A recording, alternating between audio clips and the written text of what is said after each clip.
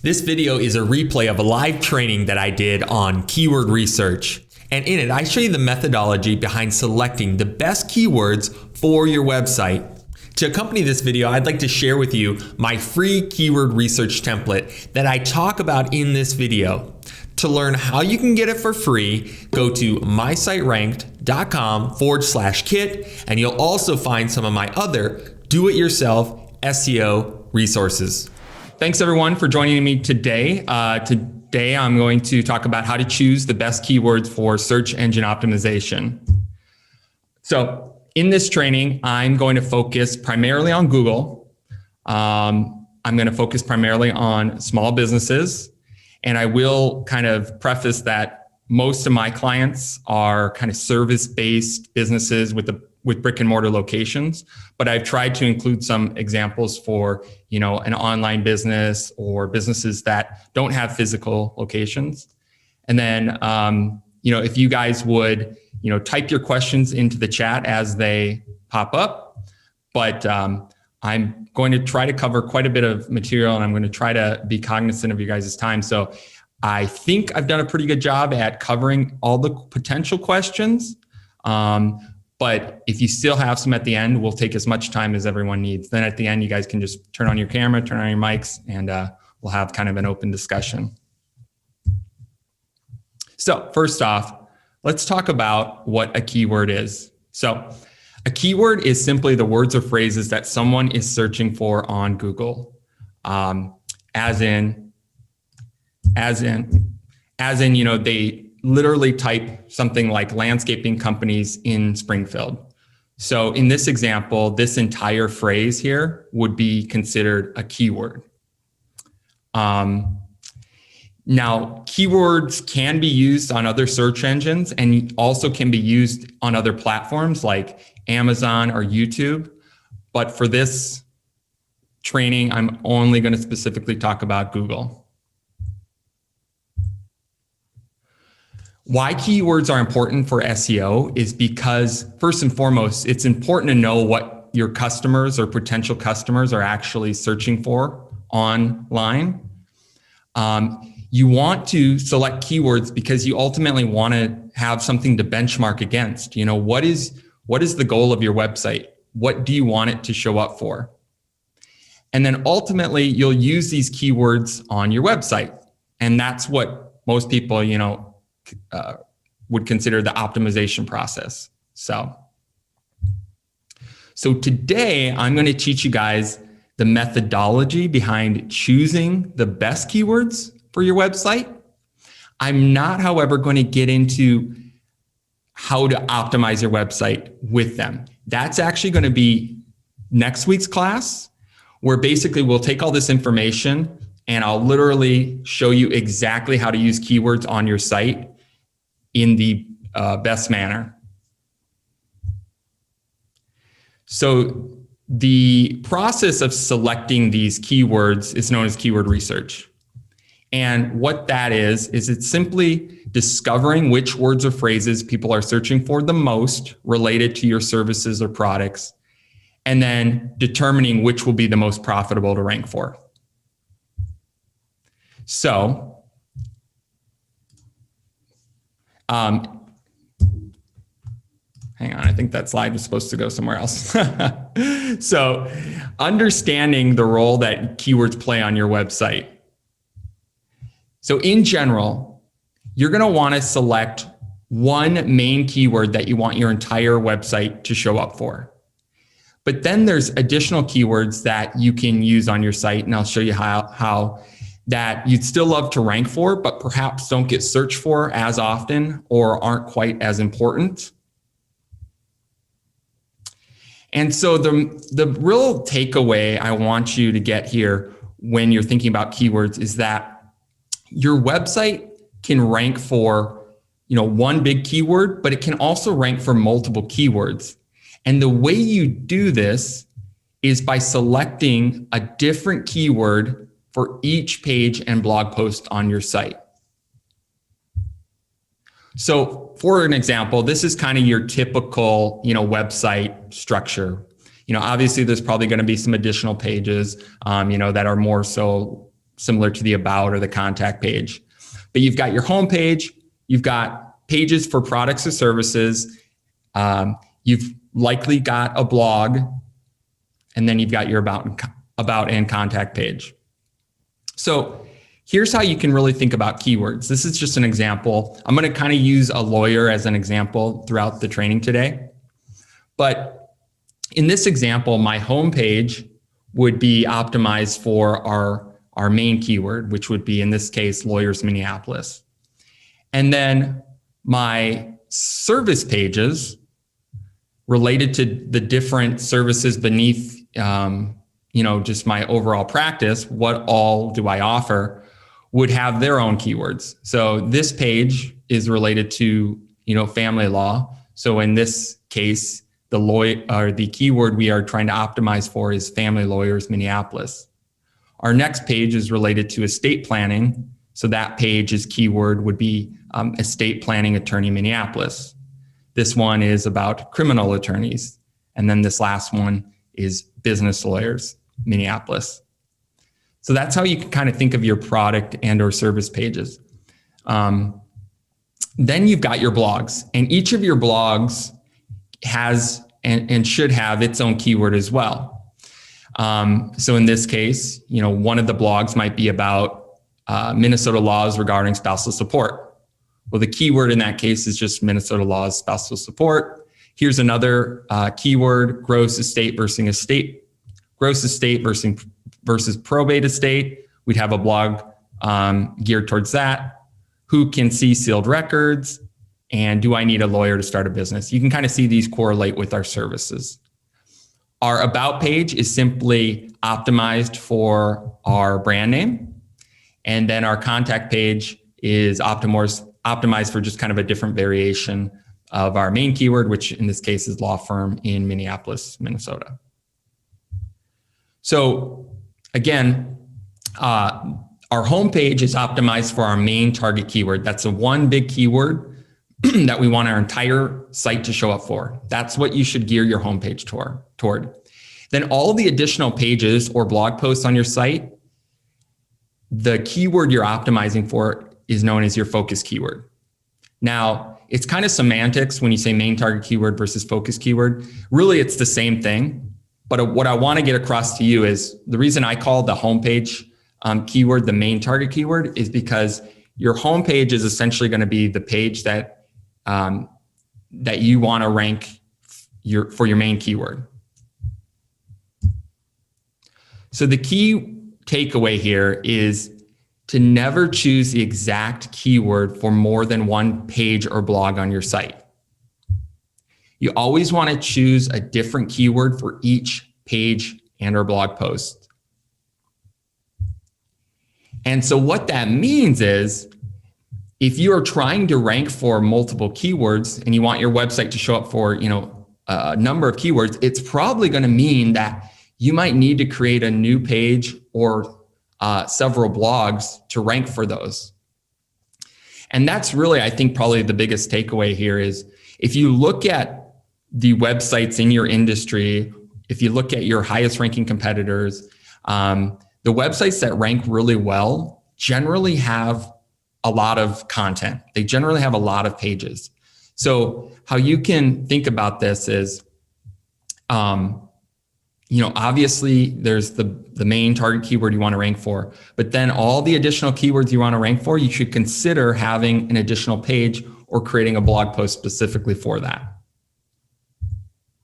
So here's just an example of a client of ours. They're a law firm. They specialize in workers' comp and disability. And so this is the point I'm trying to get across is here are kind of their core pages. And we've selected a different keyword for each page on their site. So their homepage is optimized for their main keyword. If their site could rank for anything else, they'd want it to rank for Minnesota workers' comp lawyers. They've got a service page dedicated to just Minnesota workers' comp. That's optimized for a different variation of the homepage keyword. So in this case, it's MN workers' compensation attorney. They've got a page related to personal injury. So that one is personal injury attorney. And then they've got an about page, a contact page. So their about page is actually just optimized for their brand name. And then in this case, this particular firm doesn't just serve Fargo. They serve North Dakota and they serve Minnesota. And so we actually created specific pages which would help them rank in those specific communities. But it also allowed us to not pigeonhole our entire site into just Fargo. So for example, that's why our homepage keyword gets to be a little bit more broad. It doesn't have like Fargo in it or Grand Forks. And we were able to still rank for, Fargo law firm or Grand Forks law firm or Minnesota workers' comp law firm because we've got specific pages for those. And so you can kind of hopefully get the gist there. So there's three main factors you need to consider when choosing your keywords. And those are these three things: customer intent, search volume, and then geography. And I'll explain each. So customer intent, and this is really probably the most important one, is what is the purpose or objective that someone has when they type their search into the search engine? Search volume is how often does that keyword get searched on a monthly basis. And then geography is whether or not you need your website to rank in a specific city, state, neighborhood, or community. If you don't need to rank specifically in a local area, then you don't need to focus on this one. You can just focus on those first two. So I'll dive into customer intent and what that really means. So customer intent can kind of be broken down into three areas: transactional, informational, and navigational. So transactional keywords are keywords that indicate that the viewer has a high likelihood of taking action or purchasing your service or product soon. So some examples would be, someone searching for hotels in downtown Denver is probably looking to book a hotel sometime in the near future in downtown Denver. Keywords that have words like hire, buy, and for sale obviously have a high customer intent. And then search terms like lawyers Minneapolis or any type of local service like chiropractors Fargo or dentists in Denver. Those all, in my opinion, are highly transactional too, because most likely the person searching for that is looking for that service in that community. Another one that I'll mention here are terms like lawyers near me or restaurants near me. That near me also highly indicates a transactional customer intent, that they're looking for that store, that product or service. And I'll touch on near me keywords later in the presentation. The next is informational keywords. So you can think about each of these kind of as in terms of the customer journey. So your job as a small business, in my opinion, is to try to get in front of the people that are ready to buy right now. I think that's your first and foremost priority. Who is further along in their customer journey, and how can I get my website to show up for those folks? But, obviously there's going to be customers that are at different points in their customer journey that maybe they are just starting to try to find information about your product or service. So in that case, you still, want to have some content on your site related to that. So these are what are known as the informational keywords. And these are the ones that indicate that the customer is simply searching for more information. So in general, you're going to use transactional keywords on your homepage, on product pages, on service pages, and you're going to use informational keywords on your blog posts, on less important pages on your site. Maybe you've got a page about process or insurances or, cost, things like that, or, delivery, things like that. Those might be more informational pages, and therefore you would want to gear them towards the people that are, simply looking for information. So a good way to, note these is obviously questions are a big one. So questions starting with how, where, what is, and then queries, like I said, related to cost or the process. And then finally, there's the third bucket, and that's navigational keywords. These are not very important in the grand scheme of things, but they often will show up in keyword research data. So I want you to be aware of them. And this is simply when the viewer is directly searching for your brand or a competitor's brand. So you might often see that when you're doing your keyword research, a competitor's name shows up and you can literally see the amount of searches that competitor has. Well, that's good to know. You might even see your own brand show up in the keyword research. That's great to know, but you're only really going to use those navigational keywords on your about page, maybe your contact page. So that was customer intent. The next one is search volume. And so with search volume, how you're going to figure that out is using some sort of keyword research tool. I'll be honest, I do not, even in my own business, use a paid keyword research tool. So everything I present, I usually try to show you the cheapest or free version. And these are 3 ways that we do our keyword research. Starting with Keywords Everywhere, which is a browser extension for Chrome or Firefox. There's Ubersuggest, which is a website by an SEO guy named Neil Patel, which will give you keyword research data. And then the most probably robust one, but also free, is Google's Keyword Planner. And I'll be honest here, all keyword research tools actually pull their information from Google's Keyword Planner. If there's time at the end of this, I'll actually can demo each of these. Geography.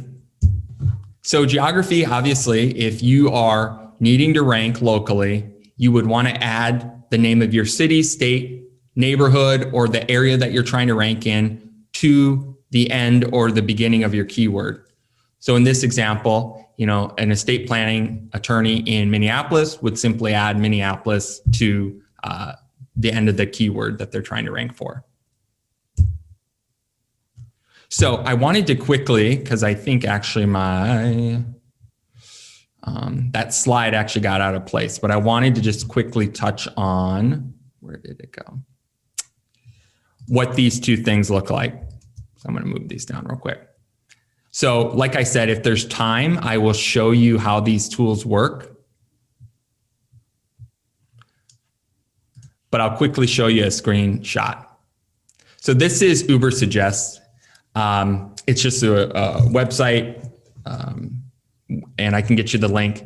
So basically, you enter a starting keyword. So you kind of gotta start somewhere. So in this case, maybe I'm a law firm. I would type something like family law in Minneapolis. And all of these keyword research tools essentially work the same way. They're going to give you suggested keywords that are related to the one that you've entered. They're going to give you the search volume.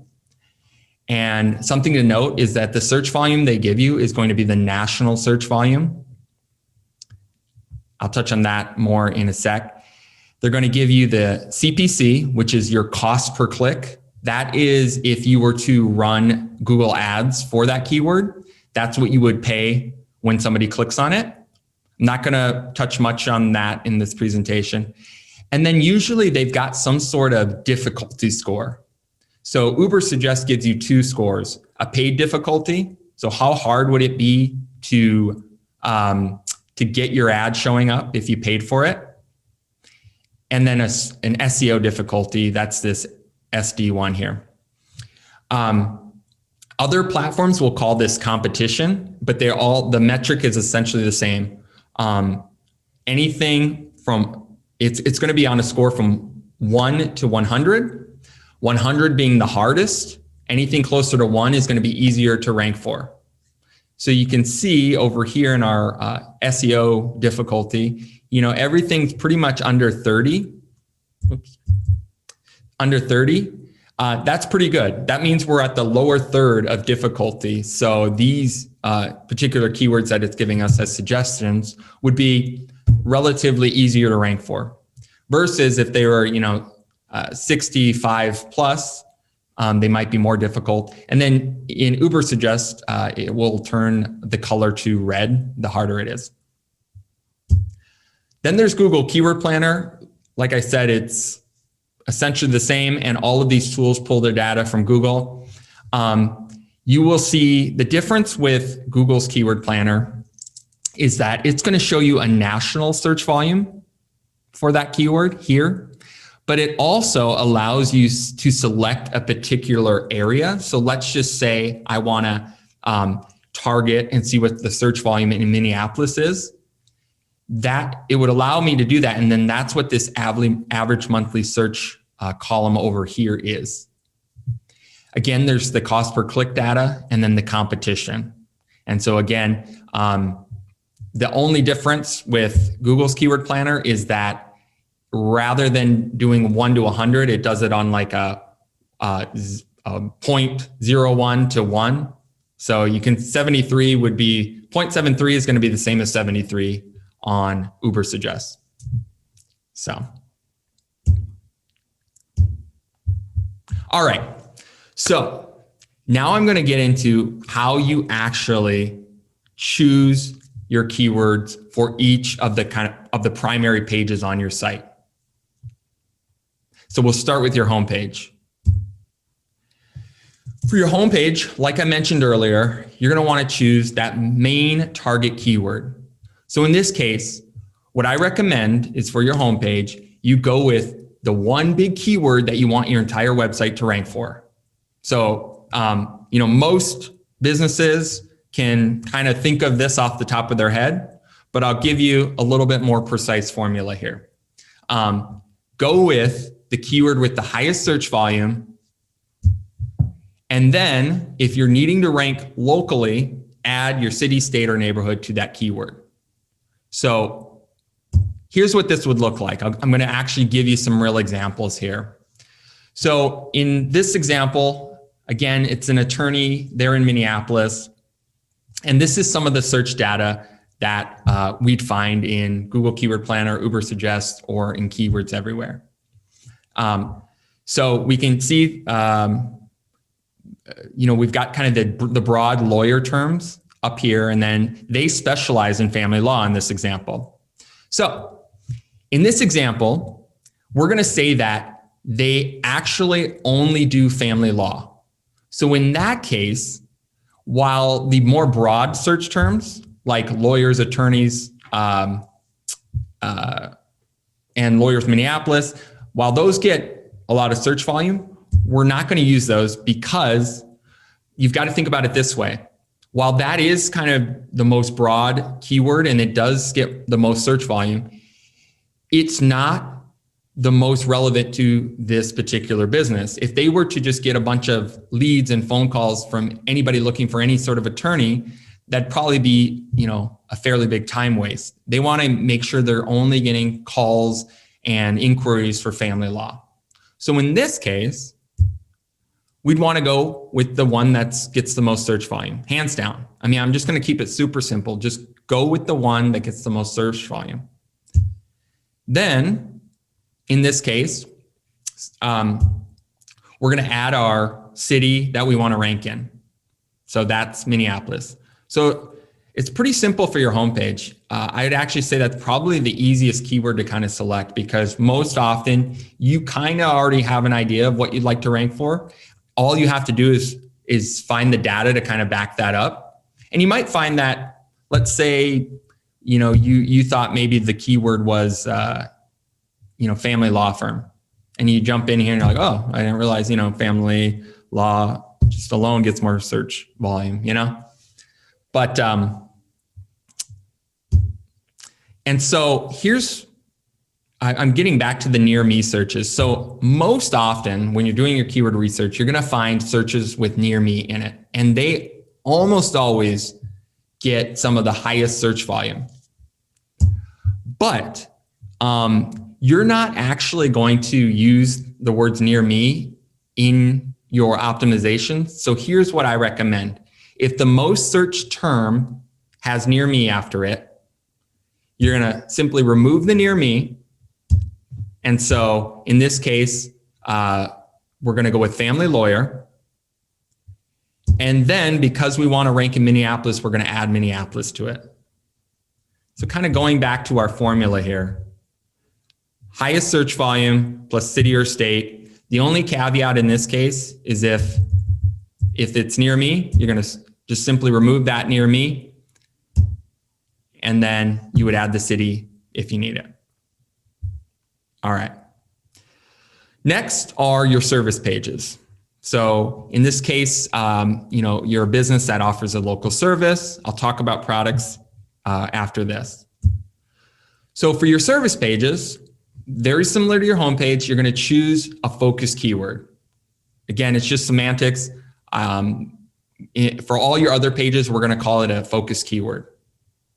So for your service pages, you're going to want to choose, instead of a broad keyword, you're going to want to go with one that has the most transactional customer intent, because you want to make sure that you are getting in front of those customers that are further along in their customer journey.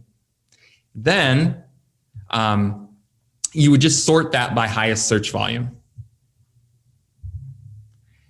And the only caveat is if you are trying to rank locally, you would add your city, state, or neighborhood. So we're going to stay on this example of an attorney. So our attorney that specializes in family law, also has under family law is divorce, right? And divorce attorneys. So they would have a page on their site related to just divorce. And in this case, they're going to select the keyword that has the most search volume. And in that case, it is a near me search. So we're going to follow our same logic. We're only going to use the first part of that. We're not going to use near me.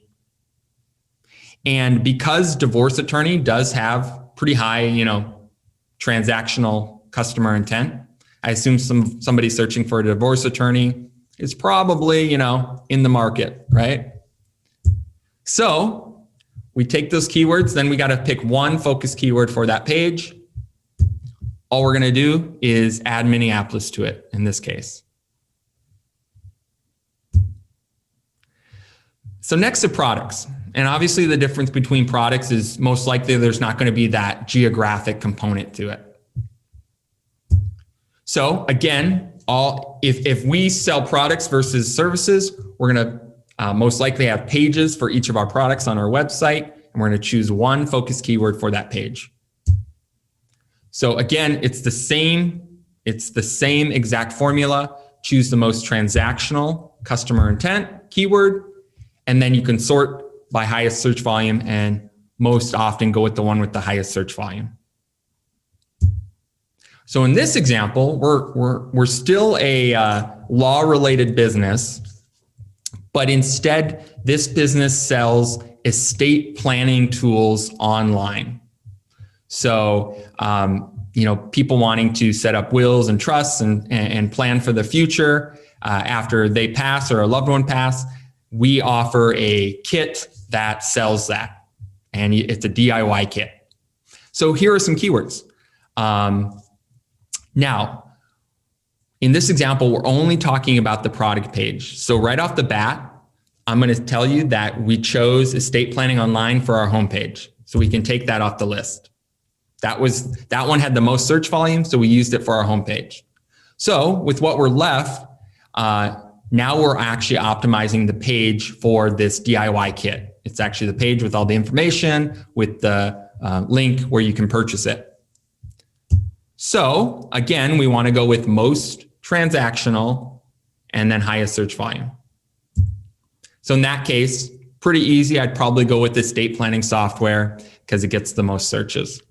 And the difference is we don't really have to add any sort of geolocator to it because we're selling nationwide. Now, here's some caveats with products. Obviously, products, you might be selling a product that has more than one variation of it. And so in that case, if you got more than one of the similar product, the difference here is you can add a unique descriptor to that keyword. So for example, in this estate planning software scenario, let's say we sell two versions of the product, like an advanced and then a more basic one. So we have a page for each. And then on our advanced one, that keyword could be estate planning software complex. For our basic one, it could be estate planning software easy. And hopefully some of these words would show up in our keyword research, which would make this, a little bit easier for us to choose. Maybe it's not, maybe the word complex doesn't get used, but advanced does get used more often. Then go with the one that gets searched more often that is related to, the product and the variation of the product. Blog posts. So blog posts are a little bit different because rather than going transactional, you're going to go informational. So your blog posts should, again, each separate blog on your site should be geared towards one focused keyword, and it should be the most informational keyword, the most informational customer intent keyword. Then you can sort it again by highest search volume. So in this example, some things that popped up in my keyword research were things like, last will and testament example, no will probate, probate court process, how to calculate gross estate. The great thing about blogs is that unlike some of our other pages where we kind of had to filter out and only select one, you really could essentially create a blog post for each one of these. And that's kind of the beauty of, blogs and of your website. But what I will urge you is that you really create content based on data. I so often see, websites and, Jordan and I, we work with, lots of clients and everybody's got a blog, but usually when we get in there, the content is it's just really vanilla. It doesn't have a lot of purpose. So what I instead would encourage you to do is really look at the data, look at what people are searching for, and then create content around that. And if you're struggling with the idea of,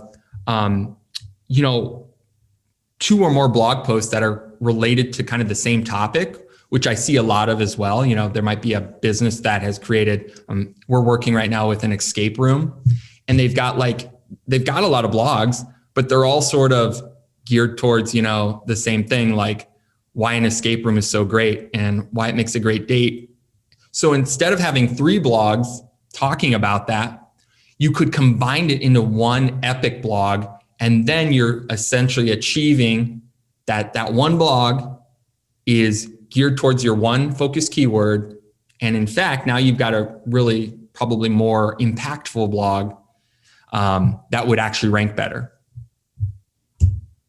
So one thing you'll find with keyword research for blog ideas is that a lot of times there's not going to be a ton of search volume, because the longer your keywords get, the lower the search volume in general. So you might often find that you're struggling to find ideas for blog posts. So in that case, what I like to do is just literally go to Google and start typing in your business or your industry, and then let Google start giving you some ideas. Everything Google suggests here is based on what people are searching for related to your industry. So obviously in this scenario, we've already covered software and online. We're already optimizing our homepage and a service page for that. Now we're maybe looking for some blog ideas. So a blog idea might be a checklist or questionnaire. You could have a whole blog around that. And maybe you actually provide a checklist. You've got estate planning versus a will. Those type of searches get I do see them quite often in search data where somebody is asking, what's the difference between this and that? And I did want to just touch on podcasts because more and more people are having podcasts on their website. In the scenario that you have a podcast and you've got, you're listing your episodes, I would say that the methodology is exactly the same as a blog post. So you're going to follow that same formula because really your podcast pages are going to essentially, I would assume, be similar to a blog post. You might have a transcript, you might have a summary of what the podcast is about, and it's on X topic. The only thing I would caution you is just make sure that you are trying to optimize that podcast page for a different keyword than maybe there's a similar blog post. And just to give you a little insight here, when I say unique keyword, that literally can just be one additional word, right? So maybe one episode is related to, let's go back to our examples, how to calculate gross estate. So our blog post is about that. But then our podcast episode about calculating gross estate is gross estate,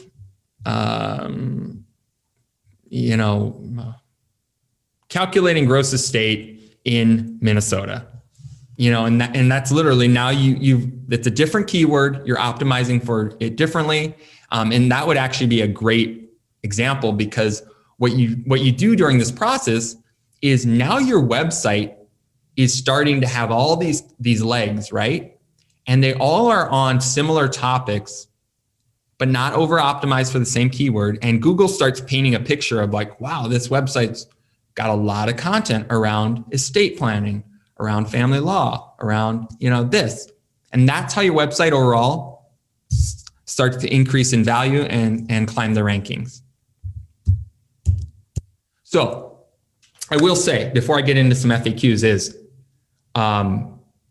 next week, I will go step by step on how to actually use these keywords on your website. I won't touch on it much today, although if you have questions, I'm happy to get into them.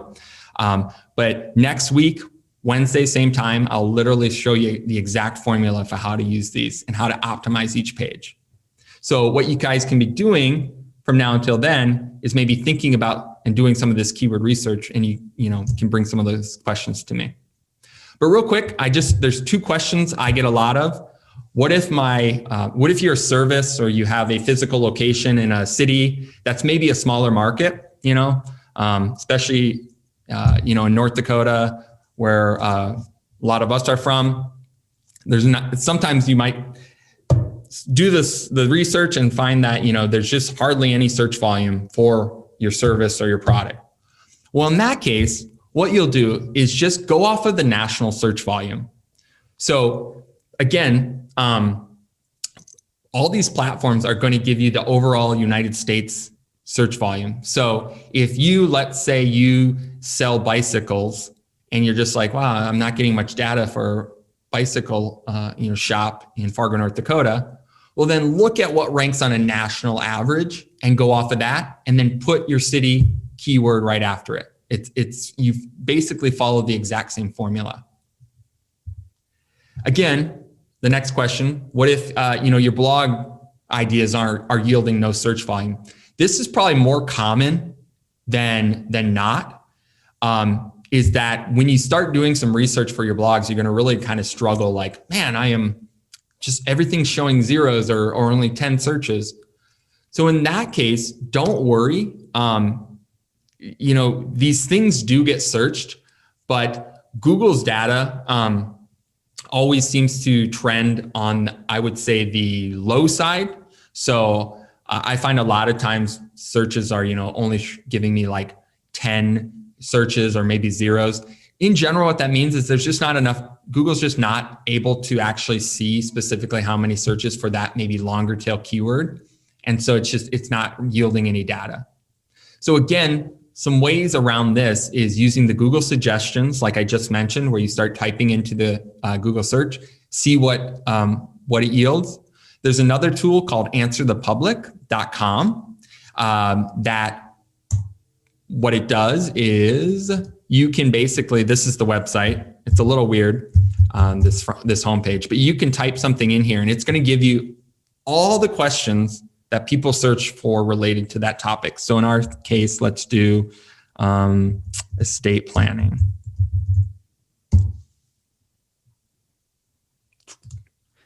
The free version, I think you get like 2 or 3 searches a day. You can upgrade, but basically you put in a topic and it's going to give you every question, preposition, and then different comparisons for that. It puts it in this kind of weird graph here, but what I like to do is go to just strictly data, and it actually shows you the questions people search. And this I believe this is new. I've actually never seen the search data before.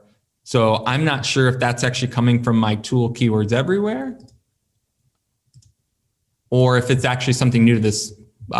Let's investigate. I'm gonna refresh here. Okay, so normally it's gonna look like this. I'll touch on what you just saw, but normally if you don't have the browser extension Keywords Everywhere, it would just show you questions like, are estate planning fees tax deductible? Can estate planning fees be deducted? I mean, this is just a wealth of valuable information, and you could literally create your whole content calendar from some of these questions. And then down here, you've got, different prepositions, which might be helpful. So I'll show you what that tool was you just saw. It's called Keywords Everywhere.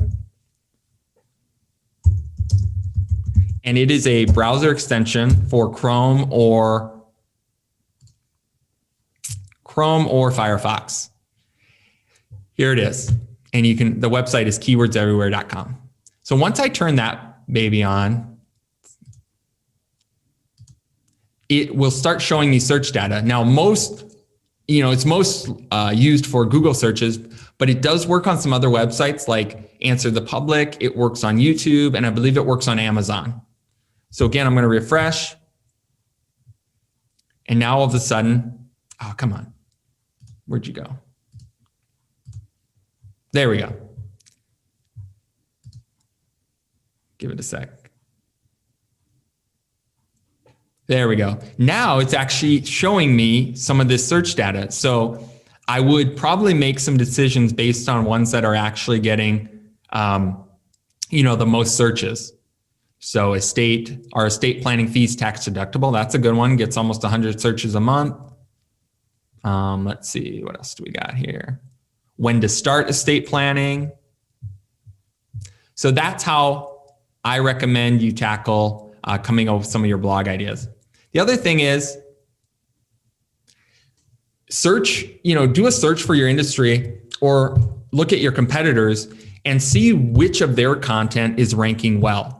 So you can, just kind of do a search of your industry and just see some of the top ranking content and then kind of, build your content plan around that and look at how can I make my piece of content better than what's already ranking. That's really, kind of the long and short of it. So that is all that I have. I will open it up now for questions. And you guys can just unmute yourself, or I don't know if there's anything in the chat, and I can dive deeper on anything you'd like. So Michael, I assume you're going to talk about this next week, so maybe you don't have to go into it too in depth, but so when I create a web page or a blog, it has a section for me to put keywords. Yep. And I thought the more keywords, the better. And what you're saying is you just put one. Or is that more based on content in the page? So not having it in front of me, I would say there there are oftentimes on the back end of your website, there are going to be a couple sections. If it strictly says keywords, usually that's just a kind of a gauge. It actually doesn't really do that much to improve your rankings. Okay. For example, there's a lot of people have WordPress websites, and the Yoast plugin will allow you to put in your keyword into their tool on each one of their pages. But all that it does is that it shows you how well your site is optimized for that keyword. It actually doesn't do anything to improve your actual ranking. It's more of like a barometer. So in your scenario, I'd say you probably aren't doing anything wrong, or anything that's going to negatively impact. Okay. So the basic thing is you get those keywords into your content, and that back end stuff doesn't probably matter that much. Yeah. So okay. Just to kind of give you guys a tease, how you'll end up using these keywords is you're going to use it in your page name, your URL, and then the headline on your page. Those are really like the big three. Most people think it's about like including keywords in your content. That's not as important as your page title, your URL, and then your headline at the top of the page. That's where you want to include those.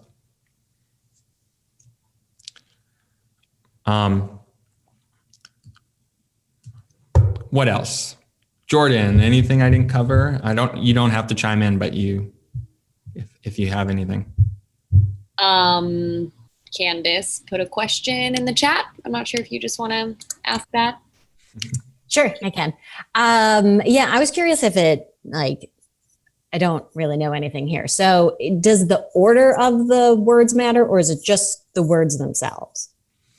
Good question. The order does not really matter at all. Just as long as you include, like, let's say your keyword is 3 words. You can actually rearrange those 3 words however it makes the most sense. And you'll rank, it'll still work in the same manner. Okay. And like, also, how specific are things? Like, if it's capitalized or not, or it doesn't matter on that? It doesn't really matter. So, okay. Yeah, I won't worry about capitalization at all. Yeah. I guess if you guys want, if you guys can tell me, do you guys just want to, if there's no more questions, just kind of end it here, or I could jump into showing you those keyword research tools a little bit. I wouldn't mind. Okay, let's do it. All right.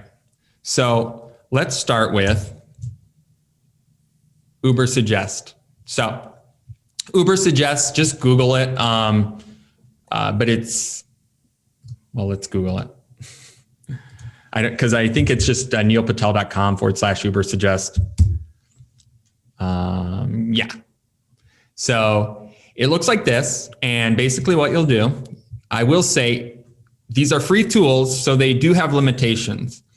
This one in particular, you only get 3 searches a day. I think if you use like a different computer and tried it from like a different location, you probably get more than 3. It's probably based on your IP address.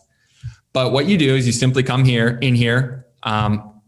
It might make you create an account, but you just literally start by typing something into the search bar.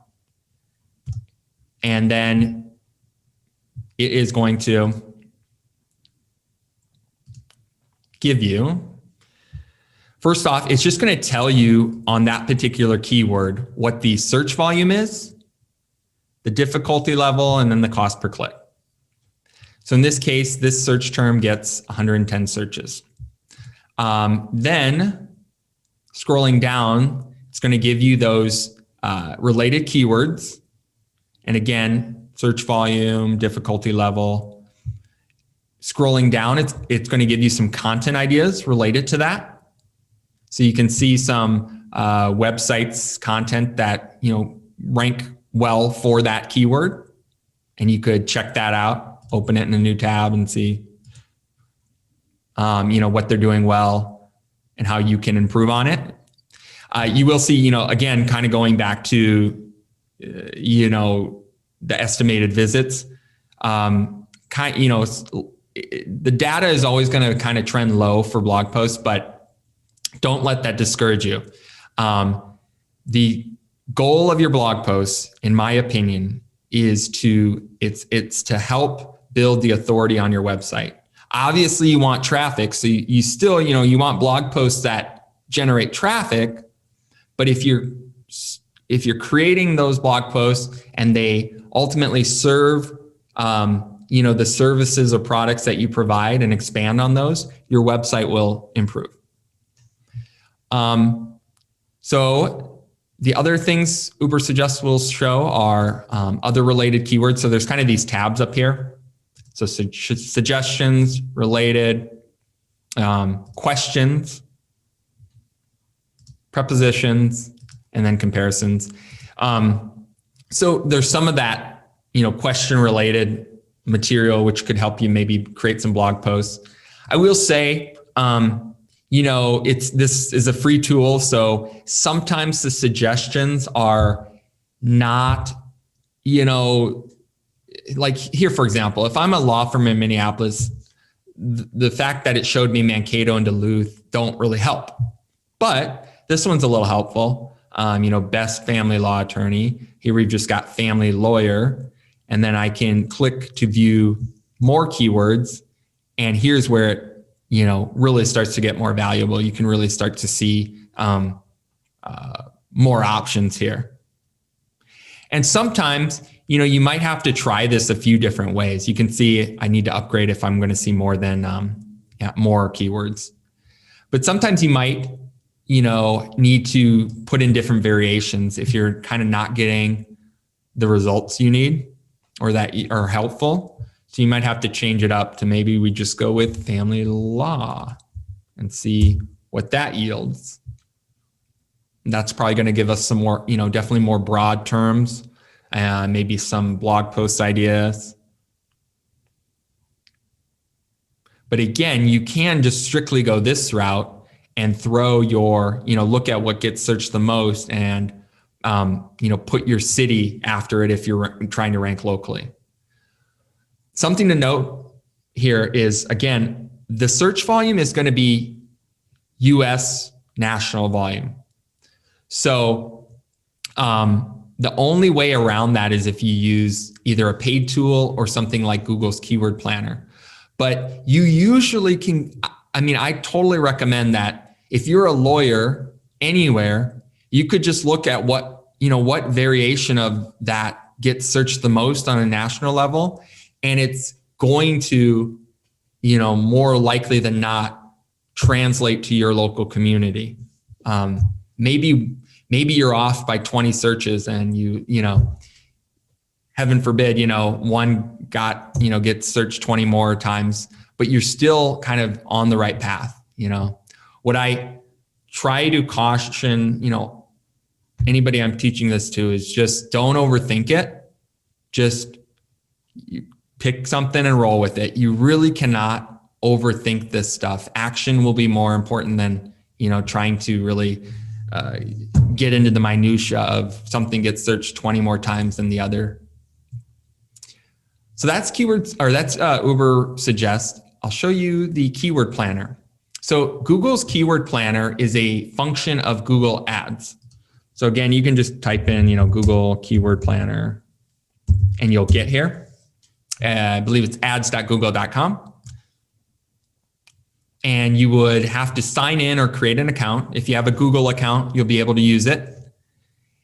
And then the only thing that I will clue you in on is that in order to get the full data, you have to have a credit card on file. I don't know. Obviously this is geared toward, they're looking for people to use this for advertising purposes. So if you don't enter a payment method, even though you don't have to use it, you're going to get, it's going to show you less specific data. So I'll kind of show you what I mean here. So to use it, you're just going to go to Google Ads, and then you're going to come up to Tools and Settings. You can enter your billing information over here, and then you'll come to Keyword Planner. And it's going to take you to this screen, and you are going to click Discover New Keywords. And so in our case, you can actually put several keywords. So I would say if you have the ambition, this is the more powerful tool.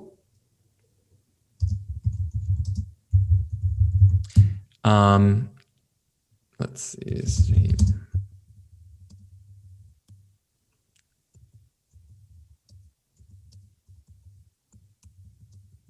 So you can put, I think, I'm not sure what the limit is, but you can put like, 5 to 10 different starter keywords in here.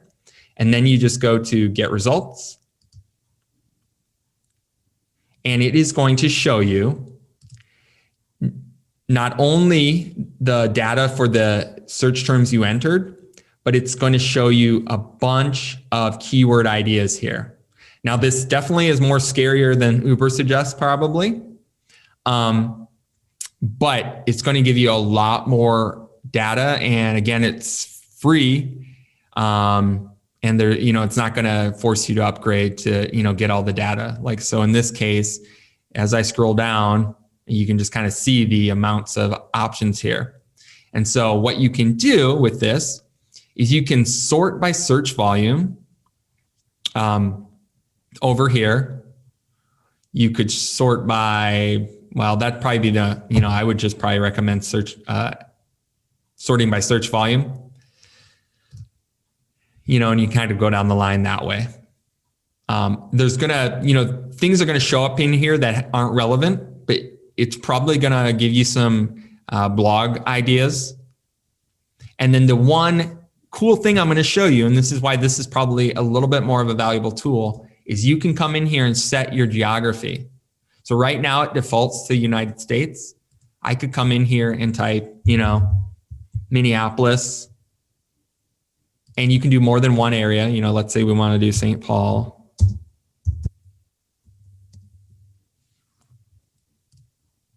So we add both those cities, and now I've got the data for each of those.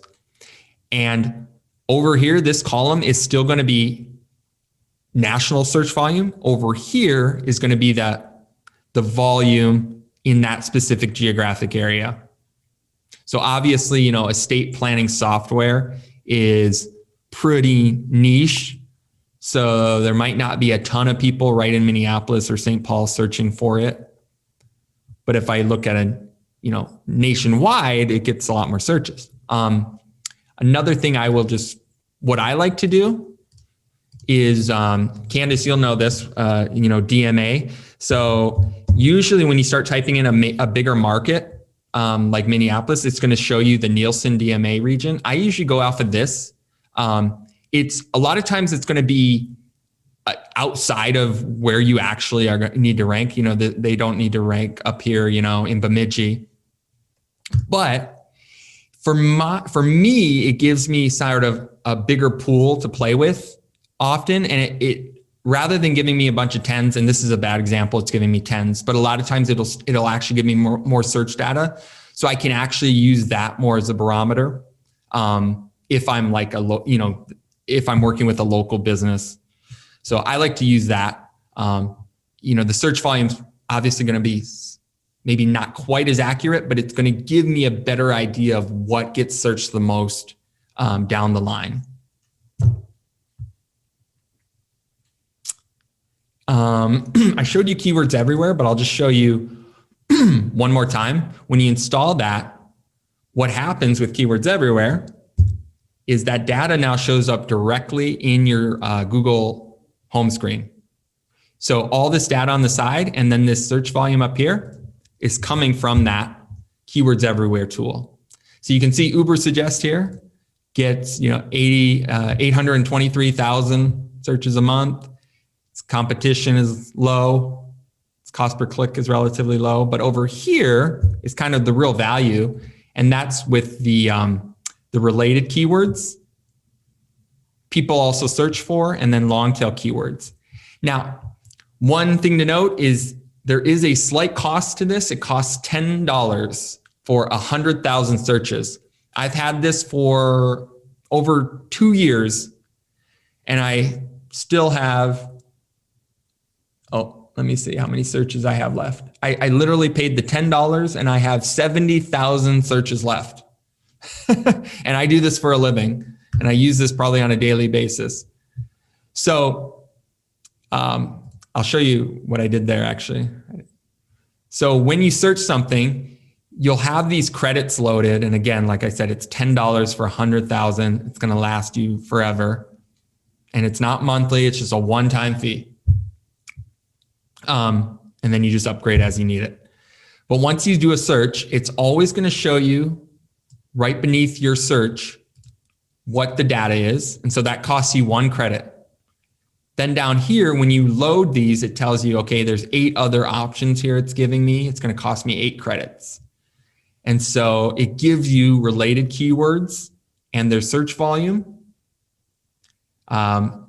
People also search for. A lot of times these are going to be the same. And then it gives you long tail keywords, which are just like longer variations of it. You can export all this data. You can copy it. You can do a lot with it. The same goes for Google's Keyword Planner. You can export all this.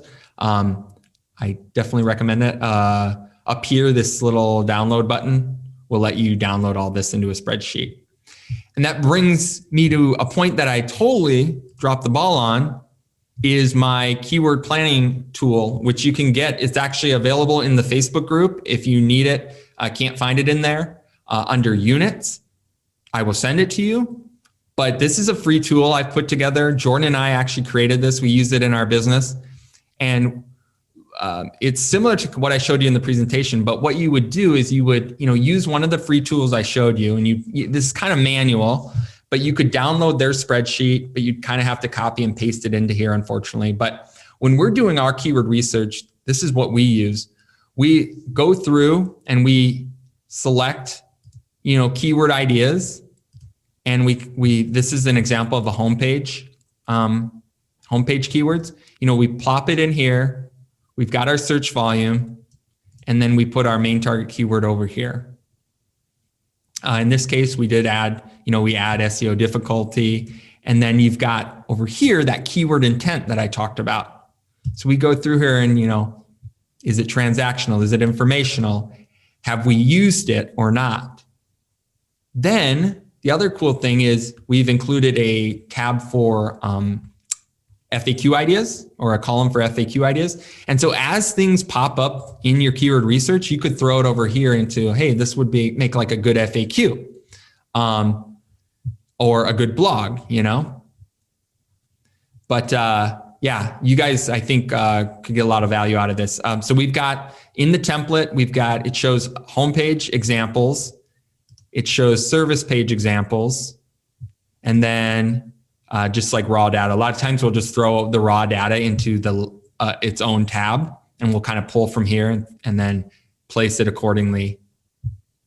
So it shows just a couple samples, but then it's got a clean homepage, clean service pages, and then one for just extra keywords.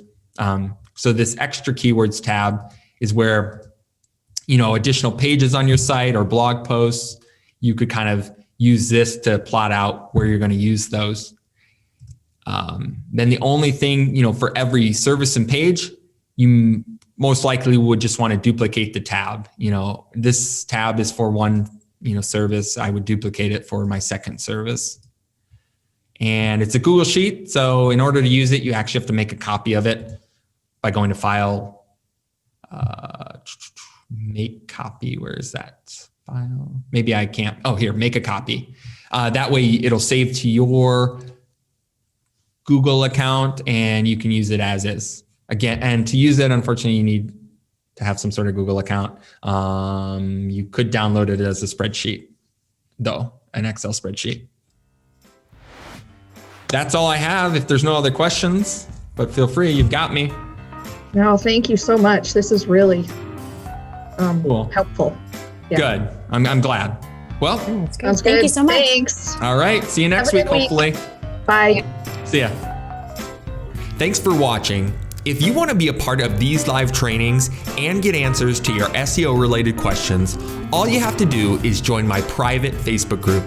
Go to mysiteranked.com/Facebook and join for free.